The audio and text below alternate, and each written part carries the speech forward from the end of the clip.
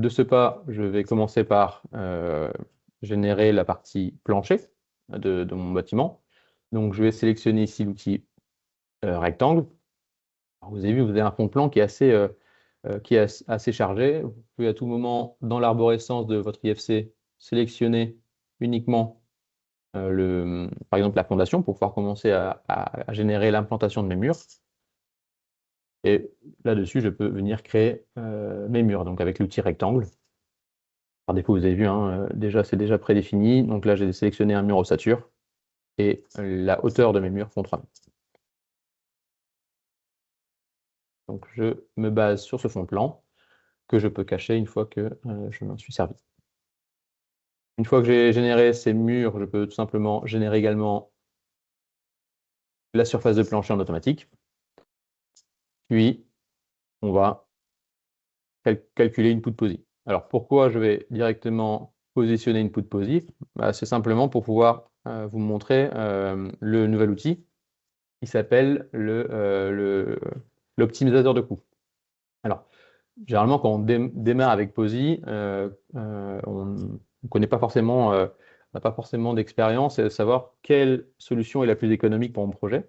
Donc, on a développé un outil qui se trouve dans charge et résultats, à côté de l'outil calcul, qui s'appelle optimisateur de coût. Donc, cette fonctionnalité, elle est assez intéressante dans le sens où vous avez une boîte de dialogue qui va apparaître.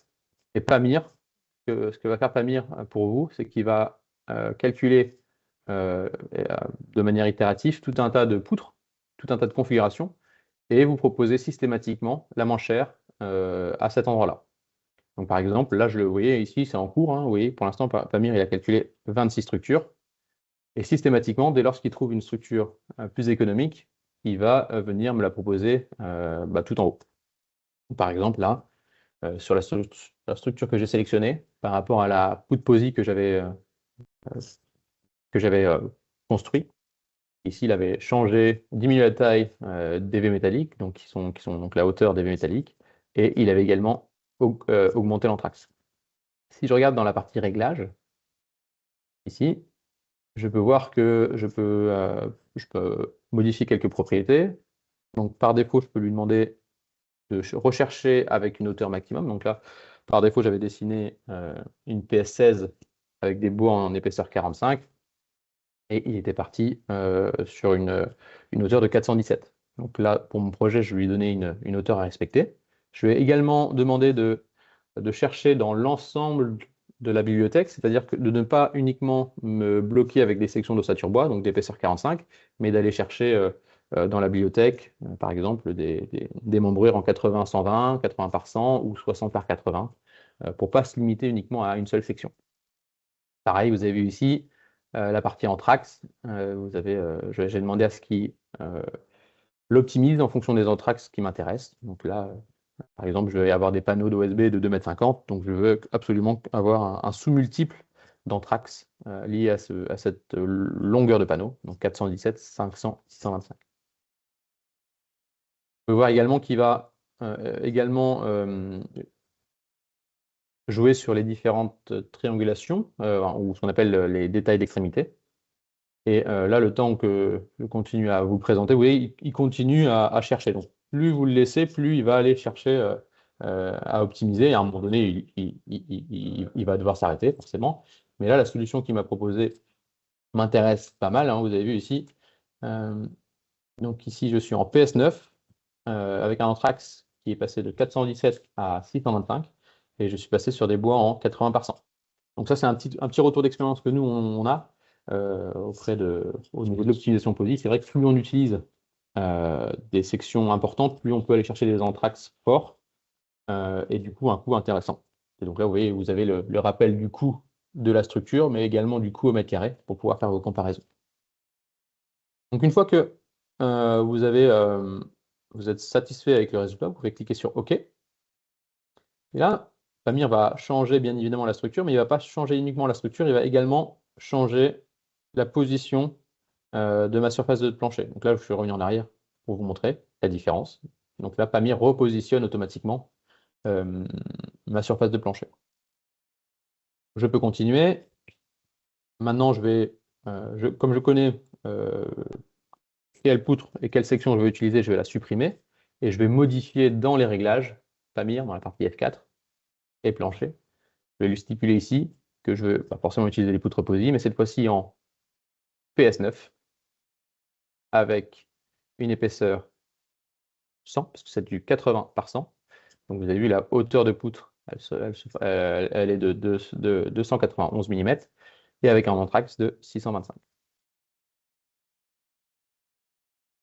Donc une fois que j'ai ça, maintenant je peux positionner ma trémie d'escalier et calculer mon plancher. Donc ça c'est assez simple. Toujours pareil, si j'ai un fond de plan, je peux baser la création de mon escalier dessus. Donc je vais dans la partie plancher ici, ouverture, et j'ai créé mon escalier. Donc je peux directement venir positionner mon escalier à cet endroit-là, venir cacher mon fond de plan. Et dans les propriétés de mon ouverture, alors ça c'est pour que vous sachiez, mais c'est que dans les propriétés, vous pouvez définir des réglages. Par défaut, là ici, j'ai stipulé que mon chevêtre sera bordé par 2 plis. De chaque côté de mon chevêtre, je vais avoir 2 porteuses, mais également un bois de chevêtre en lamelles écollées, qui lui recevra ici ce qu'on appelle des encoches. Donc je vous montrerai en 3D ce que c'est, et c'est qu'on va venir entailler notre bois de chevêtre. Une fois qu'on a fait ça, on peut simplement faire calpinage automatique. Et depuis cet endroit-là, on sélectionne nos zones de calpinage parce qu'effectivement, là, ce serait plutôt un calpinage pour de la charpente, du solivage tradi. Nous, le gros intérêt de la poutre POSI, c'est bien évidemment de pouvoir le poser sur toute la longueur. Donc là, ce que j'ai fait, c'est que j'ai sélectionné mes zones de calpinage et j'ai changé l'orientation. Dernier point à rajouter, c'est ce qu'on appelle le complément de plancher. Le complément de plancher, ce sont les entretoises périphériques que je vais rajouter. Donc là, si je construis l'ensemble et que je vous affiche le 3D, hop, donc voilà. Donc là, j'ai construit tout mon plancher avec ce qu'on appelle les compléments, l'entretoise, pour pouvoir avoir le couturage périphérique et pour pouvoir poser mon panneau ossature bois par-dessus. Une fois que je suis là, je vais tout simplement lancer le calcul. Donc il n'y a pas de raison que ma solive courante échoue au calcul parce qu'on l'a calculé précédemment. Et généralement, il y a toujours un peu de détails à avoir, ou on va dire une observation à faire sur la partie de la porteuse. Donc ici, la porteuse, je vais l'ouvrir. Et vous voyez ici, on a forcément notre botte chevette qui s'applique à quasiment 1 mètre de notre mur, de notre poutre POSI, donc on a un effort important à cet endroit-là. Donc ici, je vais devoir renforcer cette zone. Alors souvent, ce qu'on va faire, des coches symétriques pour éviter de le faire de 2 côtés. Souvent, ce qu'on va venir faire, une solution qu'on retrouve, c'est de pouvoir directement ici rajouter ce qu'on appelle une cale. Cale avec appui bas, comme celle-ci. Donc on va venir renforcer la poutre porteuse à cet endroit-là. Si je vous montre une coupe, on vient reformer, si vous voulez, une poutre en I à cet endroit-là. Bien évidemment, on finit par connecter un V métallique. Donc on rajoute ici avec triangulation automatique de la zone, les V métalliques à cet endroit. Et une fois que j'ai ça, si je calcule, désormais, voilà, j'ai le calcul et la poutre POSI porteuse est bien justifiée. Alors ici, c'est également une nouveauté. Par défaut, Pamir a automatiquement positionné les potelets parce qu'il avait détecté qu'il avait une jonction à faire avec le bois de chevêtre. Et donc ça, c'est vrai que c'est une solution qui se fait plutôt bien. Vous avez vu, avec le calcul, on a également aussi le sabot le sabot Simpson qui est calculé en parallèle. Donc ça, c'est une solution qu'on retrouve souvent. Un autre point important à montrer, c'est une fonctionnalité qui existe depuis longtemps, mais qui est peut-être méconnue. Souvent, ce qu'on va vouloir regarder sur ce genre de configuration, c'est les flèches différentielles. Donc, ici, dans la partie vue, vous avez affiché la carte des déformations. Et là, vous pouvez voir les déformations min et max de vos poutres.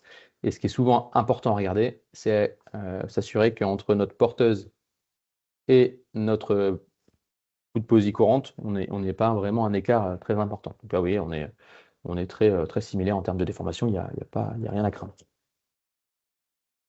Ensuite, pour terminer, je vais devoir ici positionner mon raidisseur, hein. Donc, vous savez que pour la partie poutre posée, il faut un raidisseur tous les 4 mètres pour la partie vibratoire. Donc, généralement, ce n'est pas obligatoire, mais c'est plutôt recommandé de venir aligner les potelets. Donc, pour aligner les potelets, on va utiliser, de la même manière qu'on aligne les fiches en charpente, on va utiliser l'outil groupe d'uniformisation. Donc, ici, je crée mon groupe d'uniformisation et je sélectionne mon mètre. Mon mètre étant la porteuse. Si désormais je reconstruis ici, comme le mètre, ma poutre courante et ma poutre tronquée, vous pouvez voir que les potelets s'alignent. Et là, maintenant, il n'y a plus qu'à calculer le tout, puis finaliser avec les contreventements automatiques. Alors, les contreventements automatiques, vous pouvez les faire depuis la vue en plan, mais également depuis la vue 3D. Ici, dans la partie outils macro, vous avez contreventement automatique, comme ceci. Voilà. Et là, rapidement, voilà, on a calculé notre plancher et optimisé au mieux.